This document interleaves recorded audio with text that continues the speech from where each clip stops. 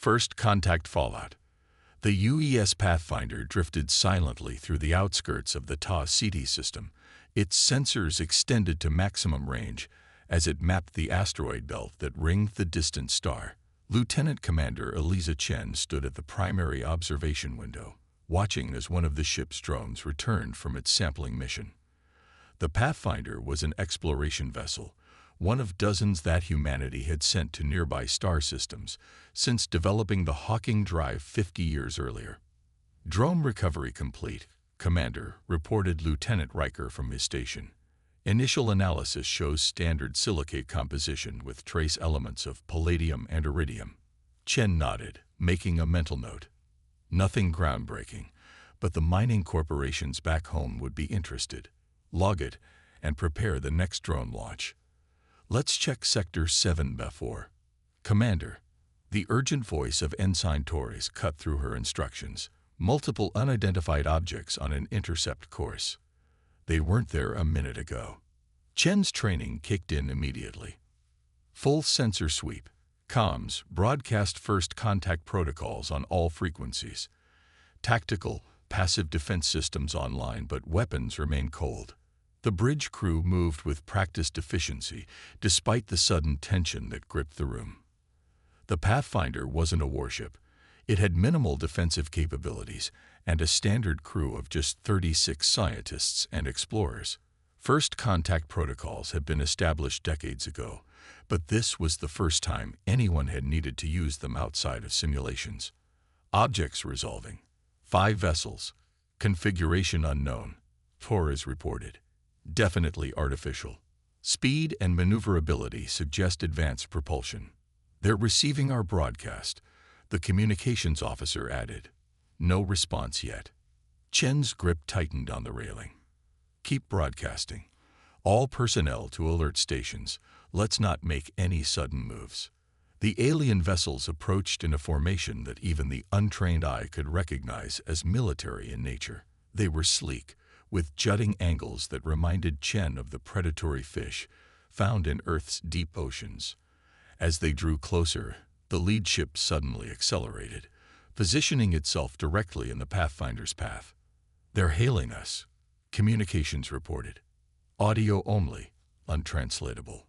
"Route it through the linguistic analysis program," Chen ordered. "Continue broadcasting first contact messages."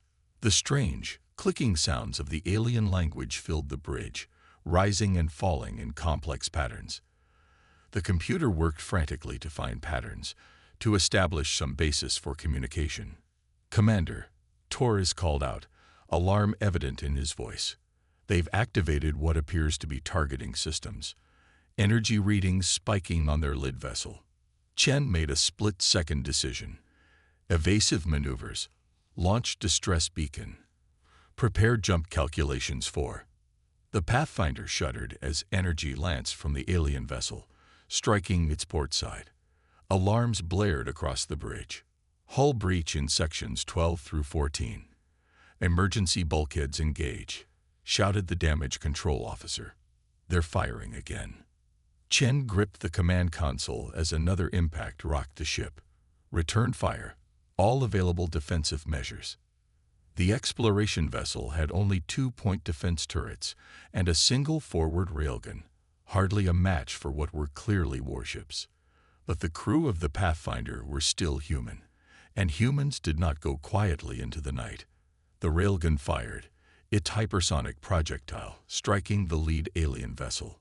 To everyone's surprise, the shot punched through the alien ship shields, tearing a visible hole in its hull.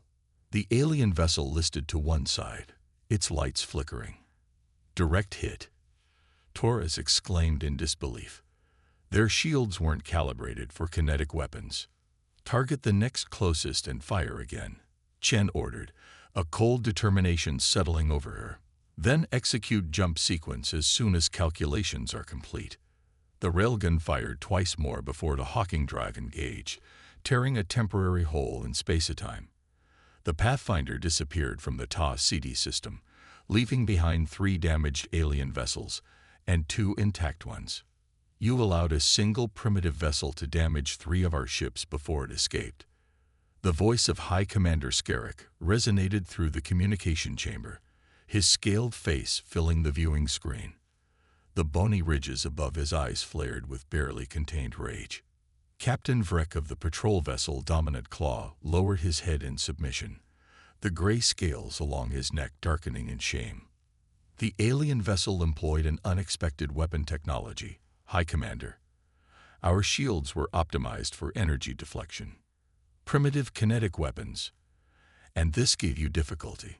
Skerrick's secondary eyelids blinked in disgust. The Grakari Empire has conquered 100 worlds, and you struggle with simple projectiles. These were not simple projectiles, High Commander, Vrek insisted. They were accelerated to a significant fraction of light speed and contained dense metallic cores. Our technical division is analyzing the damage patterns now. Skerrick leaned forward, his massive form dominating the screen. These aliens, these humans, according to your preliminary intelligence, they have managed to develop interstellar travel without proper weapons technology. It appears their vessel was not primarily designed for combat, Vrek offered, yet they adapted quickly when threatened. Threatened? Skerrick hissed. You approached an unknown species in attack formation. Our protocols for new species are clear. Observe from a distance, gather intelligence, then determine their threat level. Vrek's neck scales darkened further. The vessel was in disputed territory. Territory they could not possibly know was disputed. Skerrick slammed a clawed hand onto his console. You have potentially initiated conflict with an unknown spacefaring species because of your overzealousness, Captain. The High Commander took a moment to compose himself, his breathing slowing as he considered the situation. Nevertheless, what's done is done. This incident may prove fortuitous if these humans are as technologically primitive as they appear. Send a reconnaissance force to locate their homeworld.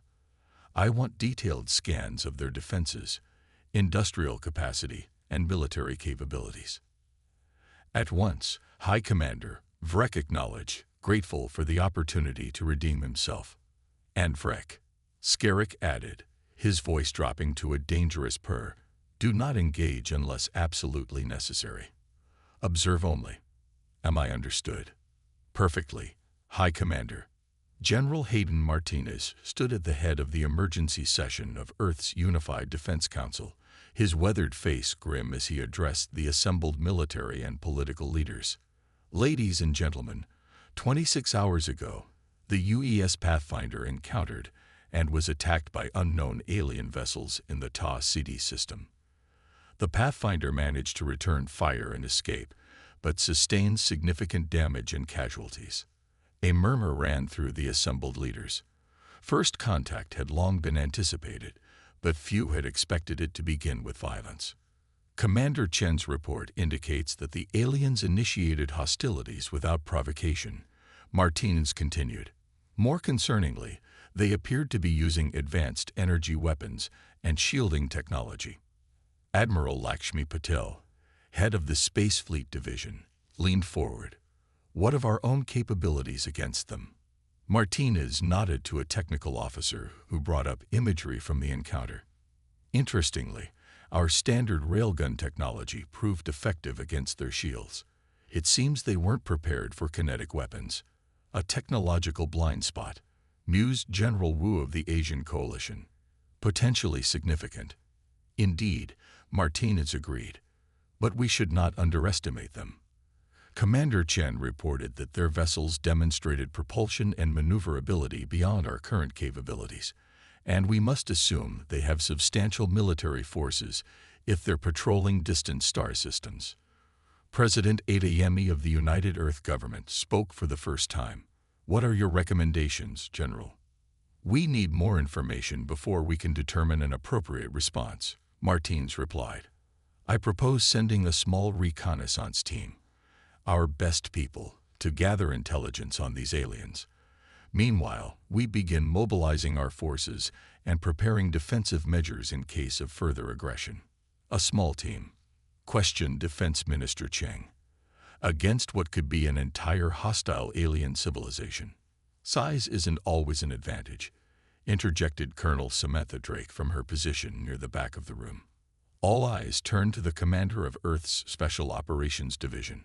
A small team can operate covertly, avoid detection, and potentially gather more accurate intelligence than a larger force. Colonel Drake's assessment is correct. Martinez nodded. Additionally, if these aliens have technology that can detect standard Hawking drive signatures, a smaller vessel with modified emissions might slip through undetected. President Adeyemi considered this for a long moment. Very well. Colonel Drake, assemble your team. General Martinez, begin quiet preparations for potential conflict. No public announcements yet. We don't want to create panic. And if they follow the Pathfinder back to our territory? Asked Admiral Patel. Then we'll be ready, Martinez replied, his expression hardening. Humanity has faced extinction-level threats before, from nature, from ourselves. We've always adapted, always survived. This will be no different. As the meeting adjourned, Colonel Drake remained behind, studying the holographic images of the alien vessels. They were elegant, clearly designed by an advanced civilization with considerable experience in space warfare. But they had underestimated a simple exploration vessel. Drake allowed herself a small, grim smile. If these aliens thought the Pathfinder represented humanity's military capability, they were in for a very rude awakening. 3 days later, a sleek black vessel slipped away from Earth's orbital shipyards. Unlike the bulkier exploration ships or the angular military cruisers, this craft was designed for stealth and speed. Its hull absorbed rather than reflected sensor scans, and its modified Hawking drive left barely a ripple in spacetime when engaged. On the bridge, Colonel Samantha Drake looked over her small crew, 5 of Earth's most elite special operators, each chosen for their unique skills and unmatched adaptability. Course laid in for the Tau Ceti system, reported Major Isaac Chen, the team's pilot and navigation expert. No relation to the Pathfinder's commander, but he had studied her encounter report extensively. All systems nominal, added Captain Leila Nazari, their technical specialist. Stealth systems functioning at optimal levels. Drake nodded, satisfied.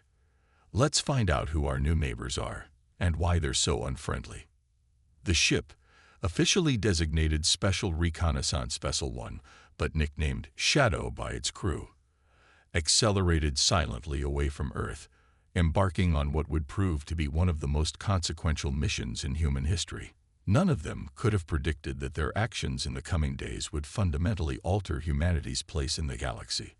As the Shadow disappeared into the depths of space, Earth continued its preparations.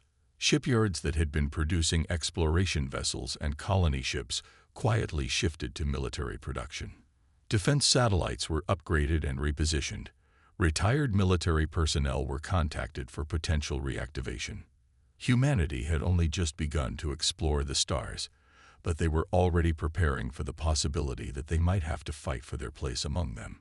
It was what humans had always done: adapt, prepare, and when necessary, fight with everything they had. The Scout's Gambit. The Shadow emerged from its jump at the edge of the Tau Ceti system, far from the standard entry points that conventional ships would use. Colonel Drake had insisted on this approach, appearing where no one would expect them, then using minimal power to drift closer to their objective. Passive sensors only, Drake ordered as the ship settled into normal space. Let's not announce our presence. The bridge of the Shadow was unlike those of standard military vessels. Instead of bright lighting and multiple workstations, it was compact, dimly lit, and designed for a small, highly specialized crew. Each of the 5 team members was cross-trained in multiple disciplines, a necessity when operating with such limited personnel. Major Chen manipulated the holographic controls with practiced precision. Initial scan shows significant activity near the 4th planet, multiple vessels in orbit, and what appears to be a temporary base on the largest moon. They've established a forward operating base already. Drake raised an eyebrow. That's concerning. Suggests they're taking us seriously, commented Lieutenant Victor Ramirez, the team's weapons specialist and tactical officer. A former orbital drop Marine with over 30 combat deployments, Ramirez had an instinctive understanding of battlefield dynamics that no eye could match. Or they're preparing for expansion in this direction, regardless of us, added Captain Nazari as she analyzed the sensor data. These readings suggest they've been here for at least a week, possibly longer.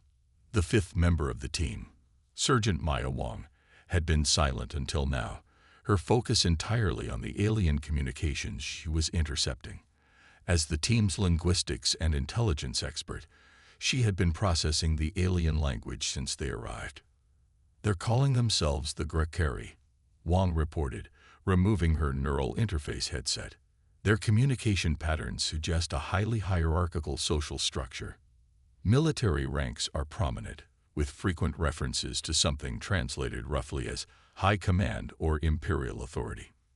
Drake nodded, processing this information. "An empire, then, expanding into what they consider their territory. Which unfortunately includes us," Ramirez added dryly. "Can you get any sense of their intentions toward Earth?" Drake asked Wong. The sergeant frowned slightly. "They're discussing a preliminary assessment force.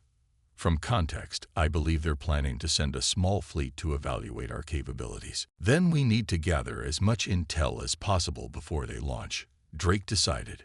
"Major Chen, plot a course that will keep us in the sensor shadow of that asteroid cluster. Captain Nazari, I want detailed scans of their vessels, power systems, weapons, vulnerabilities. One more thing, Colonel," Wong added. "They keep referring to the Pathfinder incident. There's a term they use when discussing it, something like primitive yet cunning.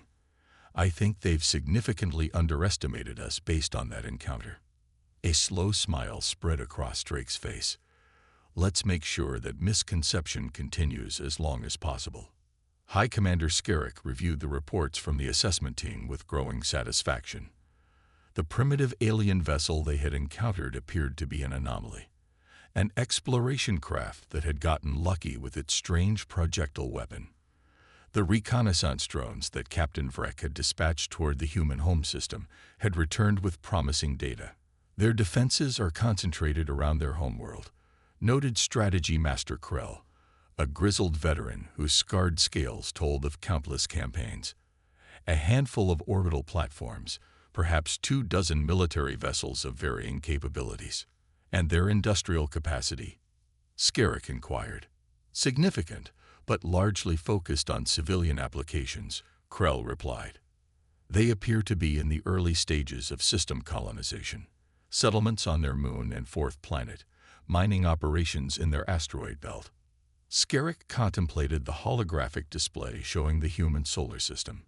"Their technology level? Inconsistent," admitted Science Director Thela, her slender fingers manipulating the display to highlight specific human facilities. "Their propulsion systems are surprisingly advanced, a form of space-time manipulation we hadn't encountered before. Yet their weapons technology appears rudimentary, primarily kinetic-based with limited energy weapons. And you're certain they haven't detected our reconnaissance?" Skerrick pressed. "Our drones utilized the latest cloaking technology," Krell assured him. "They remained at the edges of the system and used passive scanning only." Skerrick made his decision. "Prepare an assessment force, 3 battle cruisers, supported by scout vessels and fighters. We will approach their system openly, demonstrate our superiority, and offer them the standard terms of submission to the Empire." "And if they resist?" asked Krell, though he already knew the answer. "Then we will provide them with an appropriate lesson," Skerrick replied coolly. "One that the next species we encounter will have heard of." The crew of the Shadow watched from their hiding place as the alien fleet assembled. 3 large vessels, clearly the backbone of their strike force, accompanied by numerous smaller craft in a formation that spoke of both discipline and experience. "Those cruisers are heavily armed," Ramirez observed, analyzing the scan data. "Multiple energy weapon emplacements, what appears to be some form of torpedo system, and defensive capabilities beyond what the Pathfinder encountered. Their drive signatures are preparing for long-range jump," added Chen. "They're heading for Sol." Drake made a quick decision. We need to alert Earth about what's coming, but we also need more intelligence on their capabilities and tactics. Major Chen, prepare a drone to carry our preliminary findings back to Earth. The rest of us are going to shadow this fleet. Shadow them? Nazari questioned. Colonel, if they detect us. They won't, Drake stated with quiet confidence. And if they do, we'll give them something to think about before they reach Earth. The small drone was launched, programmed to take an indirect route back to Earth to avoid detection. Meanwhile, the Shadow positioned itself carefully among the Grakari fleet, using the energy signatures of the larger vessels to mask its own minimal emissions. When the Grakari fleet engaged their jump drives, the Shadow followed, riding the space-time distortion created by the larger ships, a dangerous maneuver that required Major Chen's full concentration and skill. We're in their wake, Chen reported as the stars blurred around them, maintaining position. Drake nodded approvingly. Now we wait. The jump ended 3 days later as the Grakari fleet emerged at the edge of the Sol system. Immediately, they began scanning the area, cataloging human outposts and defense installations. Inside the Shadow, which had emerged slightly behind, and beneath the alien formation, the team monitored the Grakari communications. They're surprised by our defensive preparations, Wong reported. Seems our warning got through. Indeed, Earth had not been idle. The drone had arrived 2 days earlier, and General Martinez had deployed the available fleet in a defensive posture around Earth and the major colonies. It wasn't much compared to the Grakari force. 15 military vessels of varying classes and hastily upgraded defense platforms. But it was more than the aliens had expected based on their reconnaissance. They're still confident, Wong continued, listening to the alien chatter. They're preparing to approach and broadcast. Terms of surrender. Drake's eyes narrowed. They expect us to simply submit. Standard procedure for them, apparently. Demonstrate force, demand submission, destroy resistance if necessary. Time to change their calculation, Drake decided. Major Chen, plot an attack vector on their rearmost cruiser. Lieutenant Ramirez, prepare all weapons. Captain Nazari, I want a full power surge to weapons just before we fire, but keep our identifier beacon masked. The team moved with practiced efficiency, each understanding the immense risk they were taking. The Shadow was armed, unusually heavily for a vessel its size, but it was not designed to go toe-to-toe with alien cruisers. In position, Chen reported quietly.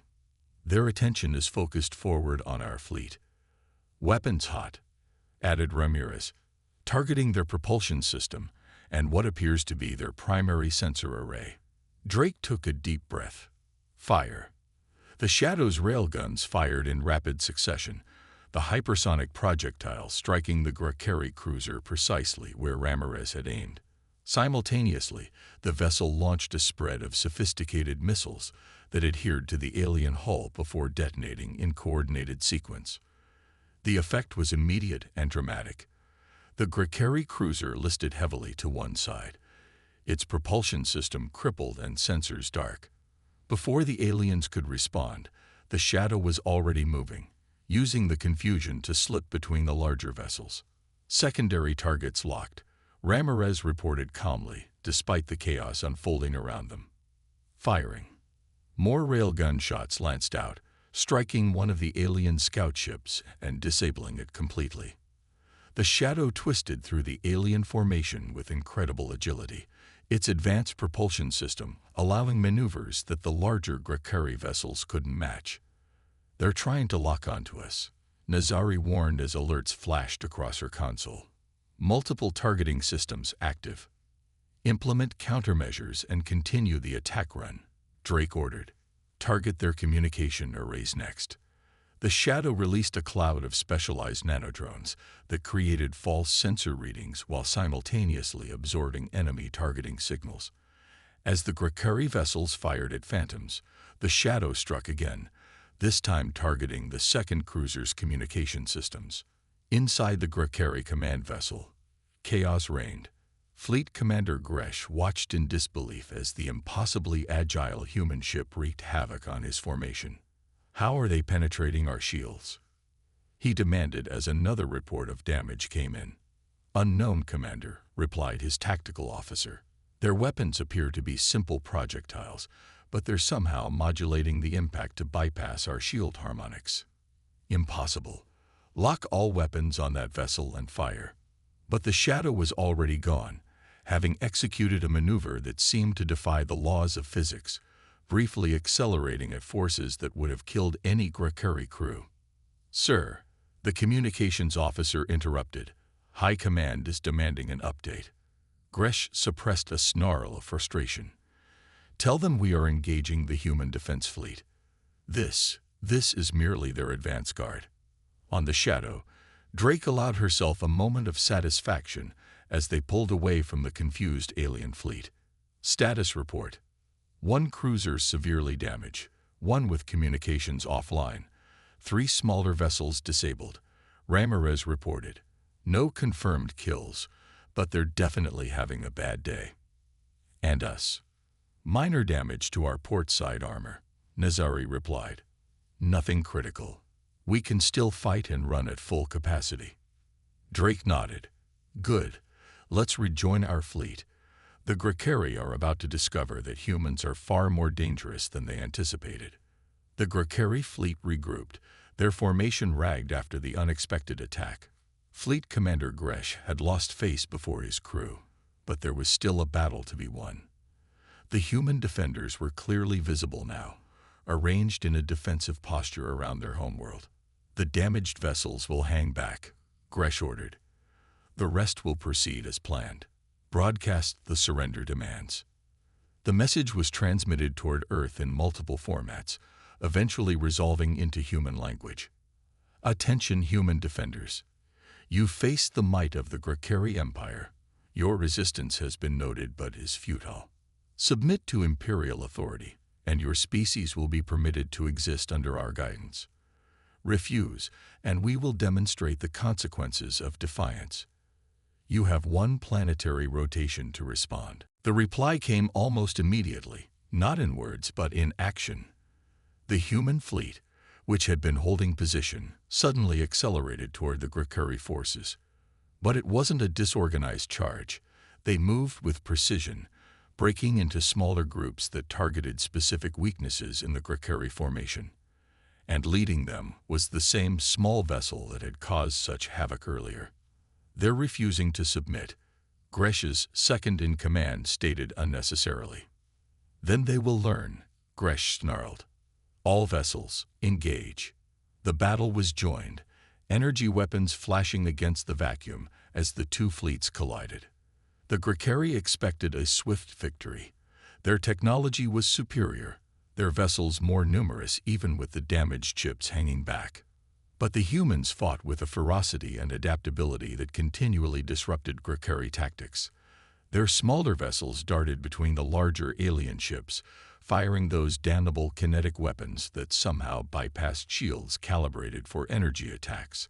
And when the Grakari adjusted their shields, the humans switched to energy weapons of their own.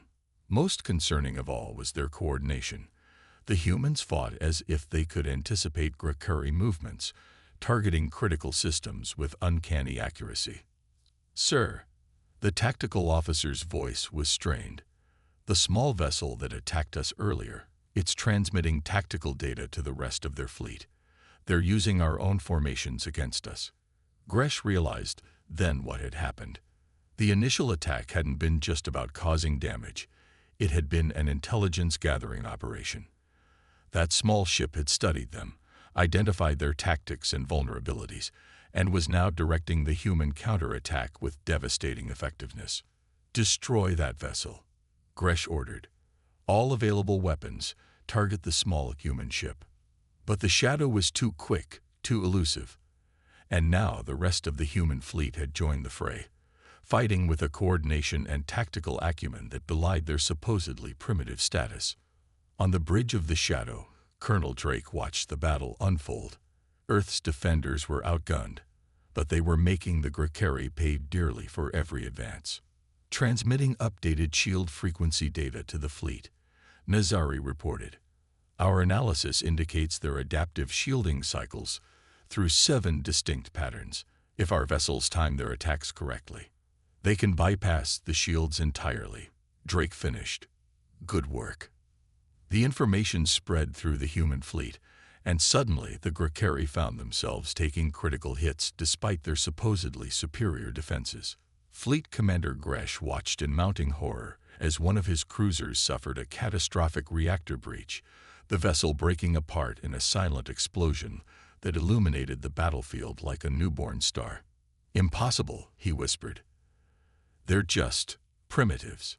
His tactical officer looked up from his station, fear evident in his eyes. "Sir, if these are their scout vessels, what will happen when their actual military arrives?" The question hung in the air, unanswered but terrifying in its implications. For the first time in his long career, Fleet Commander Gresh considered the possibility of retreat. On Earth, General Martinez watched the battle from the Unified Command Center, surrounded by the planet's military leadership. The holographic display showed their forces, blue icons, engaging the larger number of red Grakari vessels. "Colonel Drake's intelligence is proving invaluable," Admiral Patel noted. "Without those shield frequencies, we'd be in serious trouble." Martinez nodded grimly. "Even with them, this is going to be close. What's the status of the special weapons?" "Ready to deploy on your command, sir." Martinez studied the battle a moment longer. "Wait until they commit their reserves. Then we'll show them what humanity is really capable of." Outside, against the backdrop of Earth's blue sphere, humans fought with everything they had to protect their homeworld from an enemy that had gravely, fatally underestimated them. Preparations for war. The Grand Chamber of the Grakari High Command fell silent as Fleet Commander Gresh finished his report. His scales were dull with exhaustion, his normally proud posture diminished by the weight of failure. Before him, arrayed in a semicircle of elevated seats, the 7 high commanders of the Grakari Empire regarded him with expressions ranging from disbelief to barely contained fury. "Let me ensure I understand correctly," High Commander Skerrick said, his voice dangerously soft. "You lost 2 battle cruisers, 4 scout vessels, and were forced to retreat from a primitive species that has barely established colonies within their own system." Gresh lowered his head in acknowledgement of the disgrace. "The humans employed unexpected tactics and technologies, High Commander. Their vessels, while fewer in number, demonstrated capabilities we had not anticipated. Based on your own reconnaissance," snarled another High Commander, Travick of the Western Territories. "Did your scouts observe nothing of value?" "Our reconnaissance was thorough," Gresh defended, though without much conviction. "But it appears the humans concealed their true military capabilities. The vessel that initially engaged us, the one that appeared to be directing their defense, it was like nothing we had ever encountered before." Science Director Thela, who had been reviewing the battle data on her personal console, looked up with an expression of reluctant fascination. "He speaks truth, High Commanders. The human vessels employed adaptive tactics that countered our standard formations. More concerning, they somehow identified the cycling pattern of our shield harmonics." "Impossible," declared High Commander Nola, her scales darkening in agitation. "That information is protected by our most sophisticated encryption." Nevertheless, Thela continued, "they targeted their attacks precisely when our shields were most vulnerable. And their primary weapons, these kinetic projectiles accelerated to relativistic speeds. They're crude but undeniably effective against our defenses." High Commander Skerrick rose from his seat, towering over the others as befitted his rank. "This changes nothing. We have faced setbacks before in our expansion. The humans have revealed their capabilities and expended significant resources in repelling a mere assessment force. Now we know what we face."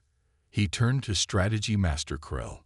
"Prepare a full invasion fleet, not an assessment force, a subjugation force. I want 3 battle groups, supported by carrier vessels and planetary bombardment platforms." "By your command," Krell acknowledged. though assembling such a force will require significant resources and time. How long? 2 standard cycles at minimum. 3 to ensure proper preparation. Skerrick nodded sharply. 3 cycles, then. In the meantime, dispatch additional reconnaissance units. I want continuous observation of human activities. If they attempt to expand their defenses or launch counterattacks, I want to know immediately. As the chamber emptied, Skerrick remained, studying the holographic representation of the human solar system floating before him. These creatures, these humans, had bloodied the Empire's nose. Such an insult could not stand. Underestimated once, he murmured to the empty room. But never again. On Earth, a much different meeting was taking place. The Unified Defense Council had expanded to include representatives from all major nations and colonies, gathered in the vast underground chamber beneath Geneva that served as humanity's military headquarters in times of crisis. General Martinez stood before the assembled leaders, the battle data displayed behind him. The good news is that we repelled their initial attack force with minimal casualties. The bad news is that this was clearly just a probing action. Our intelligence suggests they're preparing a much larger force. How much time do we have? Asked President Adeyemi.